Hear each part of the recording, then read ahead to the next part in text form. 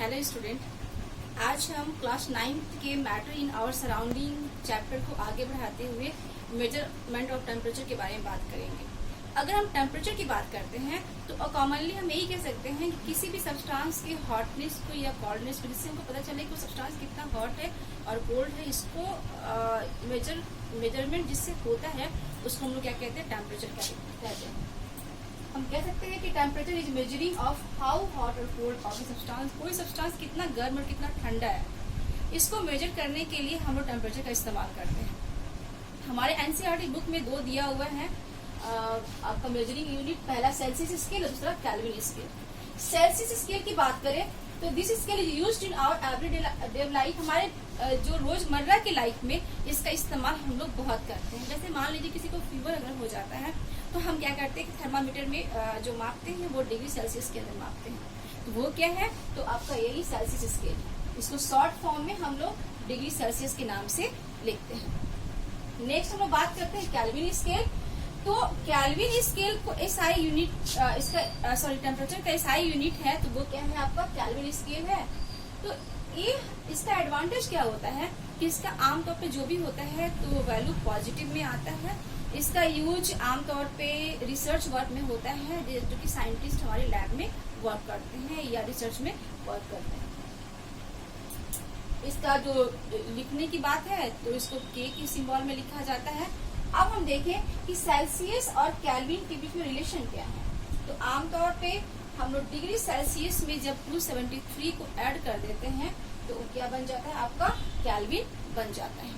उसी तरह से अगर मान लीजिए कि कोई वैल्यू आपका दिया हुआ है केल्विन, आपको डिग्री में कन्वर्ट करना होता है तो उसको हम माइनस करते हैं। मान लीजिए कि सपोज हम लोग क्या कहते हैं कि melting point of ice is कितना होता है, 0 डिग्री सेल्सियस।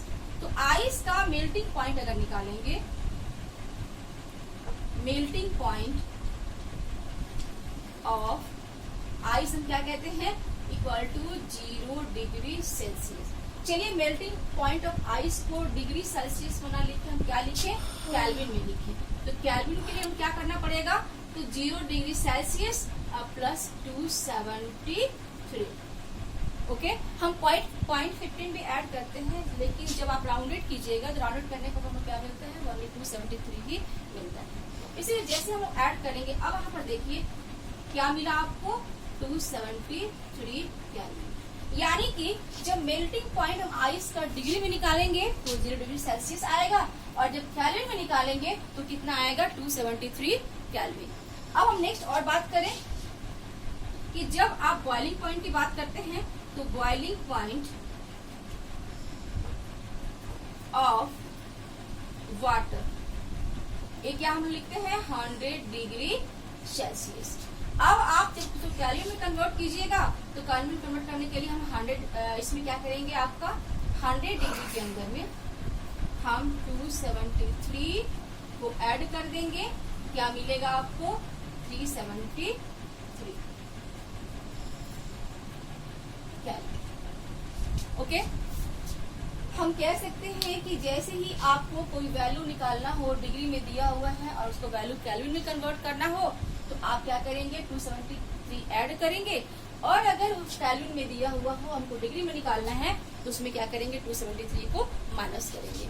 ये जो रिलेशनशिप है इसका इस्तेमाल हम लोग बहुत सारे न्यूमेरिकल क्वेश्चन को सॉल्व करने में करते हैं। अब आप आज के टॉपिक को अच्छी तरह से पढ़िए, समझिए और न्यूमेरिकल को सॉल्व कीजिए। अगले दिन हम लोग चैप्टर को आगे बढ़ाते हुए जो अदर टॉपिक है उसके बारे में डिस्कशन करेंगे।